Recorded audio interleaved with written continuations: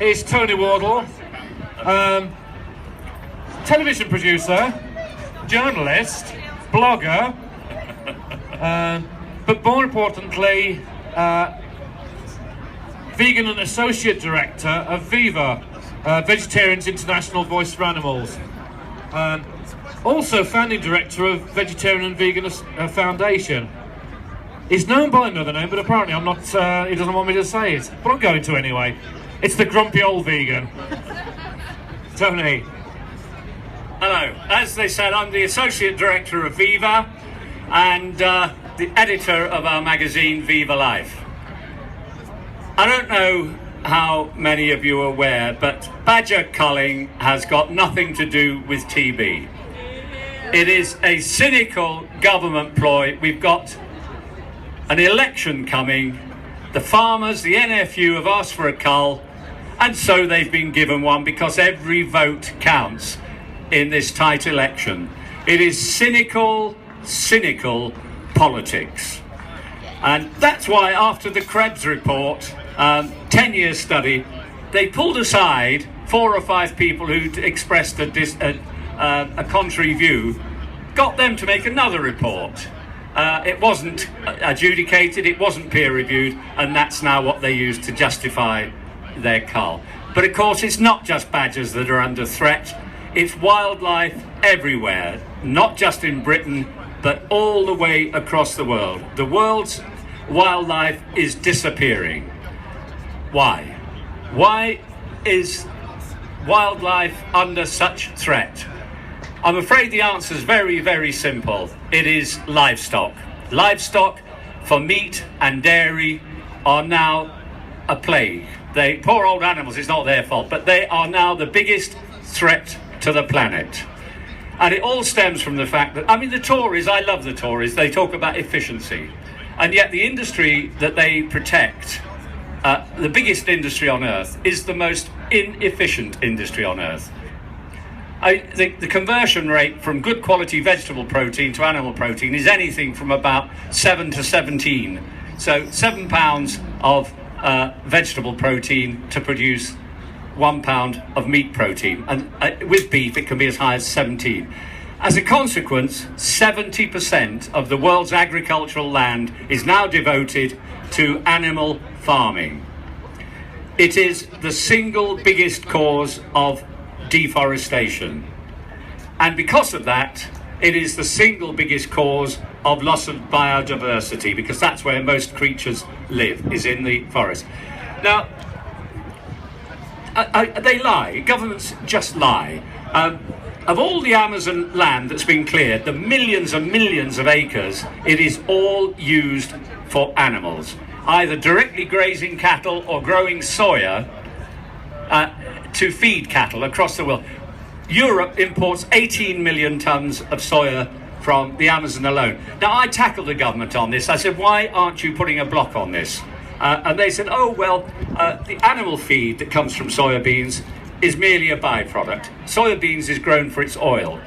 It took me 5 minutes to sit online and discover that for every bushel of soybeans, $4 worth of oil, $7 worth of cattle feed. So they lie, and they know they lie. And I tackled them, and they said, oh, yes, we're about to revise our opinion on that. And they never have done. So it's also, if you go on, all the big environmental problems, whether it's pollution from antibiotics, pollution from nitrogen fertilizers, the degradation of soil, which is a huge problem, and of course global warming.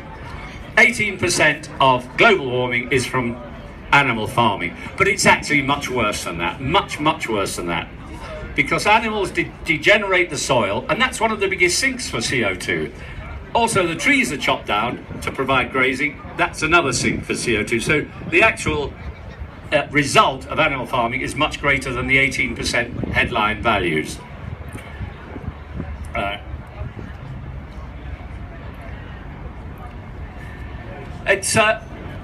If you listen to the government, it claims that actually our animals, we're better in Britain because we are so good at rearing animals.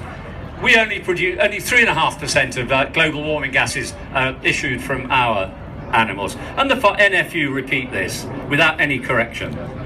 In fact, I had a mole inside DEFRA who gave me the lowdown on it, and they lie again. It's the figures they provide are not accurate.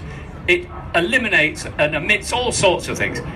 And they know it's a lie because they have a report from Cranfield University which states it quite clearly that 17% they say for Britain, and the government insists on saying, oh, it's only 3.5%. Now, when they lie like that, then you know that they have no intention of tackling global warming, because if they did, they would be honest about it.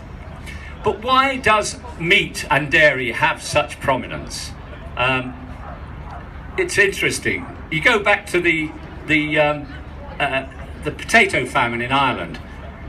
People were kicked off their land. It wasn't just because they couldn't pay their rents, it was because they wanted to put sheep on the land. And animals have been dominant in our society, particularly for the establishment, since time immemorial. Now, just for example, the Church of England, one of the biggest investors in slaughtering, food processing, meat processing, and factory farming. And they won't make any official position on factory farming and the abuse of animals. Nothing. One or two individual vicars do, but as an institution, nothing. Now, worse than encouraging meat production, they subsidise it to ensure, to the tune in this country of about £4 billion a year from the Common Agricultural Policy, with subsidies mostly which goes to meat farmers. Now, who are the biggest gainers from this subsidy? Well, we'll start with the Queen, followed by Prince Charles, followed by the Duke of Buccleuch, followed by the Duke of Westminster. So there you have it. You know, this is, the establishment is involved in this up to its eyeballs. I mean, the Church of England distinguished itself back in slavery times by having the biggest slavery plantations in the West Indies, which they operated in the same way as all the other ones, essentially barbarity and working people to death. But they had a little commission. They sat and they reviewed their position on using slaves. And do you know what conclusion they came to? It was perfectly all right because black people had no souls. Now, they've continued that essentially with their support for the abuse of animals. So we have the Crown, we have the Church, and we have parliamentarians. Half the Tory party own about 2/3 of England, and most of it is animal farming. And the Labour Party is so terrified of getting a nasty headline in the Mail or the Telegraph that they are equally as impotent in dealing with the question of livestock farming. Every institution that's ever conducted a survey, the UN, several departments of the UN, almost every university, they are all saying we have to slash meat consumption, meat and dairy consumption. We have to do it for human health, for the environment, for the wildlife. And what does the government do? Absolutely nothing. It is not interested. It does not want to stand up and say, sorry people, you're going to have to curb your dietary habits. And because they're terrified that it will lose them votes. So it's a game of chicken that's taking place with all political parties, dashing towards the edge of a precipice, and it is a precipice. Each thinking, well, Christ, I'm only in for 4 years or 5 years. Somebody else can handle it.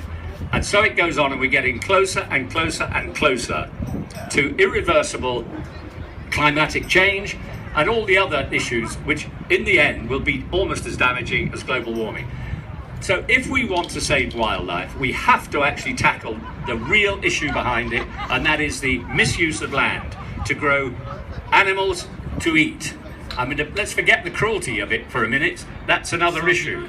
But just in terms of wildlife, human health, and the environment, it is absolutely ridiculous. But it continues. I've been asked to keep this short, so I'm not going to go on for much longer, but I'm going to change the subject entirely now. How many of us have wondered, wouldn't it be good if finally the animals started to fight back? Right, well, my new novel is just about that, and it's on sale on the Viva stall, and if I'm around, I will happily sign it for you. And it's called Pod. The implication of the title will become clear as you go along. That we have to, this is an election coming, and we have to try and hold people to account. The Labour Party, do you have any great hopes for it? Yes. Marginally better than the Tories, that's about all you can say. But you cannot buy off truth indefinitely. And one day, hopefully not too far distant, somebody, some leader will have the strength of character stand up and say, this is what we've got to do. You have got to change your diets. We have got to stop subsidising meat and dairy consumption. We have got to start treating this world as what it is. It's us, it's our life, it's our future. But there are no signs, I'm afraid, at the moment. But things change quickly. So, and I won't go on about it, but that's the key to the survival of wildlife. It's people changing their diet. Thank you very much. Well, Labour.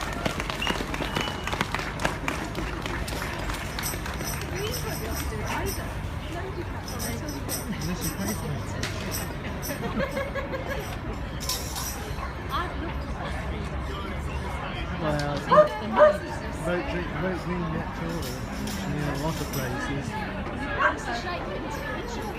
We should. Sorry.